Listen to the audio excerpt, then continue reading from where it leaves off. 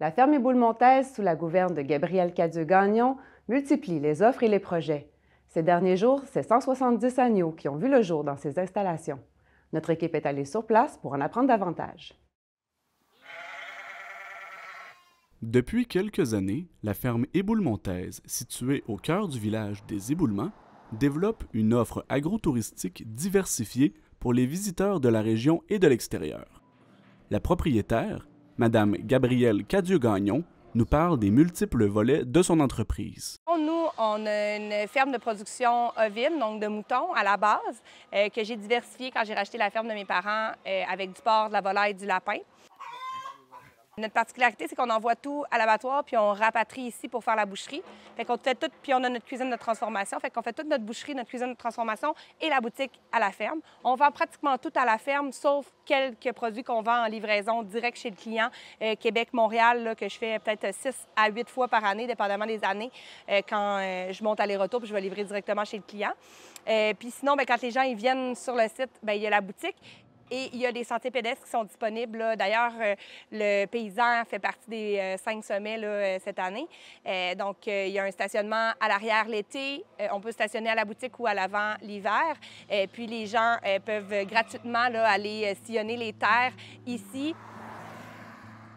La ferme s'emploie aussi à produire des fruits et des légumes qu'elle met en vente libre-service. Tout ce qui est du maraîchage, je travaille en partenariat avec le marché ambulant puis l'Association des maraîchers. Fait qu'il y a une petite cabane libre-service en avant de la boutique qui est ouverte 24 heures sur 24 à partir de la mi-juin normalement jusqu'à la fin octobre. L'entreprise a revu son modèle d'affaires au cours des dernières années afin d'aligner davantage sa production sur des valeurs d'humilité et de proximité des clients. T'sais, des fois, je suis propriétaire de la ferme Montaise, oui, mais après ça, je possède les lieux, mais en même temps, il n'y a pas vraiment de possession au sens où on emprunte la terre le temps qu'on est là, puis après ça, bien, c'est plus nous autres qui est là.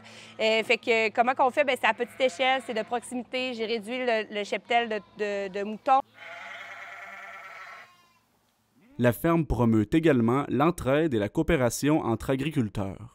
Je travaille en partenariat avec 2 autres fermes, la ferme Saint-Ours et la ferme Petite Bergère, qui me fournit aussi un peu d'agneaux dans les temps où, tu sais, comme là, je viens de faire mes naissances d'agneaux, là, on vient de finir, ça fait quelques semaines, fait que j'ai plein de petits dans la ferme, mais tu sais, j'en ai pas suffisamment pour fournir mon année complète. Fait que là, eux autres, ils vont tous être prêts en fin juillet, août, septembre, octobre, un petit peu novembre, décembre, là, les prochaines qui s'en viennent dans 2 semaines.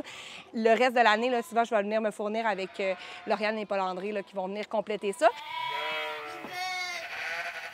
C'est un travail d'équipe. PA, il est toujours en train de répondre au téléphone pour me répondre à mes questions puis répondre à toutes les interrogations que j'aurais sur des soins que je devrais porter ou qu'est-ce que je devrais faire avec tel cas d'agneau. Puis les vétérinaires, c'est la même chose. Là.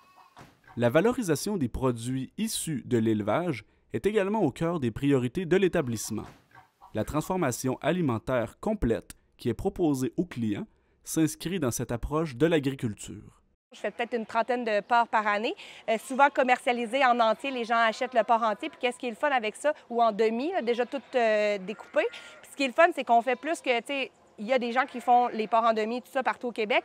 Mais nous, ce qu'on offre à notre client, c'est de transformer les os en bouillon, de faire la tête fromagée avec la tête, de leur faire des porchettes de tête avec ça, de leur faire les bouillons, de faire le bacon, tout ça, sans frais supplémentaires par rapport aux frais qu'ils payent. Fait que oui, ça coûte quand même un certain prix parce que les animaux sont au champ l'été. Mais c'est ça, ça donne un produit clé en main. Même chose pour l'agneau. Dans un certain respect de l'animal, tu valorises aussi ouais. toutes les parties. La ferme s'applique également à développer des pratiques de production animale plus respectueuses de l'environnement. J'utilise les criblures des belles récoltes pour... ça, dans le fond, c'est le déchet du résiduel des grains de riz d'avoine qu'ils font pour faire leurs flocons d'avoine. Bien, ça, je l'utilise pour venir supplémenter mes animaux, en plus de l'avoine et de l'orge que j'utilise pour les grains. Les cochons, même chose. Je vais réutiliser la fin de... Tu sais, quand les moutons ont des rejets de foin, là, dans le fond, ils veulent plus avoir la fibre, mais ils prennent comme tout le verre du foin. Je vais prendre ces rejets-là puis je vais les donner aux cochons comme litière, mais ils vont aussi en manger, là, au travers de ça. Ils le voyagent puis ils le grignotent et le déchiquettent. Fait que ça fait un porc qui a mangé quand même de la verdure, même si les cochons sont des suidés puis qui mangent du grain à la base. Donc, Il y a beaucoup de recyclage, Oui, exactement. dans des pratiques plus écologiques de Ben l'agriculture. oui, je le fais dans un souci d'économie circulaire, je le fais dans un souci de gaspillage. C'est pour ça aussi que j'ai réduit le nombre de têtes puis que je fais vraiment une agriculture à petite échelle. Parce que quand tu le fais à trop grosse échelle, bien, il faut que tu prennes des décisions d'affaires qui n'ont pas nécessairement la possibilité de pouvoir le faire. Fait que tu prends moins des décisions justement avec le cœur. Durant les dernières semaines, la ferme Éboulmontaise a également vu naître 170 agneaux au sein de son établissement. Cet heureux événement entraîne toutefois une organisation et une charge de travail importante pour ses propriétaires. C'est sûr que moi, je suis en bâtiment froid pour cette période de naissance-là. Fait que c'est un bâtiment, en fait, qui est tempéré à température. C'est une serre, un dôme. C'est une serre, dans le fond, qu'on peut ouvrir les panneaux de côté. Fait que ça fait une température qui est le fun parce que ça préserve des micro-organismes qui pourraient proliférer quand c'est encore frais. Fait que le fait que j'ai mes naissances en mars-avril, c'est quand même bénéfique pour moi à ce niveau-là. Par contre, il faut que je m'assure d'avoir des lumières partout dans mes parcs. Il faut que je sois en hyper-vigilance au sens où j'ai pas de caméra parce que j'ai pas assez d'animaux pour être capable de me payer ça. Donc, c'est l'humain qui se déplace. J'ai des bénévoles qui sont là sur place, qui viennent faire des tournées pour moi le soir. Parce qu'il y a plus de soins à apporter nécessairement à l'agneau par rapport au petit veau de la vache, par exemple. Bien, souvent, c'est ça. C'est que les races ont été sélectionnées pour faire plus de bébés. Une brebis, ça a 2 pieds, ça a 2 mamelles sur son pied.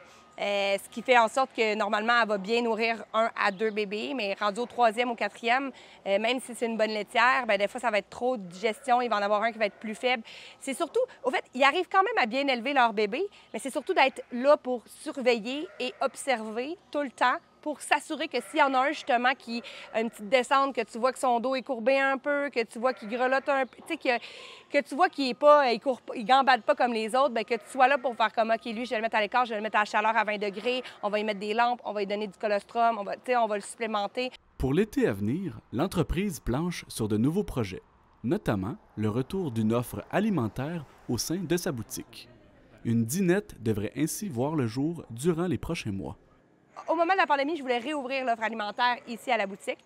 Puis finalement, j'ai juste grossi la boutique, puis j'ai enlevé le volet alimentaire. Puis là, je trouvais que ça manquait parce qu'il y a des produits que je veux faire découvrir, puis que si tu les sers pas, tu sais, nous, on revalorise tous les os, les bouillons, les têtes, tu sais, tous les abats et tout. Mais quand tu les sers aux clients transformés, offerts comme ça, bien, les clients, ils embarquent là-dedans. Tandis que quand tu le mets au comptoir, tu sais, les bouillons, bien, je les écoule pas toutes, tu sais. Fait que oui, je les écoule dans le soupe à l'oignon au marché de Noël ou des trucs comme ça, tu sais, je finis toujours par... Mais ça reste que je reste avec un stock d'inventaire, fait que je pourrais en faire encore plus que qu'est-ce que je fais. Donc peut-être... Fait que la dinette risque d'arriver. Ça risque d'être des soupes, bouillons, trucs réconfortants, des planches de charcuterie, de nos charcuteries qu'on a, des planches de fromage avec les fromagers du coin, mais aussi du fromage de lait de brebis à partir de lait de brebis d'un peu partout au Québec, mais principalement ceux-là de Madeleine et Alex du Migneron. Malgré le fait que le projet soit encore en développement, la propriétaire invite la population à rester attentive aux réseaux sociaux de la ferme durant les prochaines semaines. Pas trop d'attente à avoir. Mais il n'y a pas trop d'attente à avoir, mais il y a quand même un très gros plan de match qui est mis en branle. Mais après ça, est-ce qu'on va être capable de l'ender et de le concrétiser exactement cet été? Ou est-ce que ça va être à la mi... Bien, on aimerait vraiment beaucoup une ouverture pour la mi-juin, mais c'est ça, il faut surveiller les réseaux sociaux pour ça.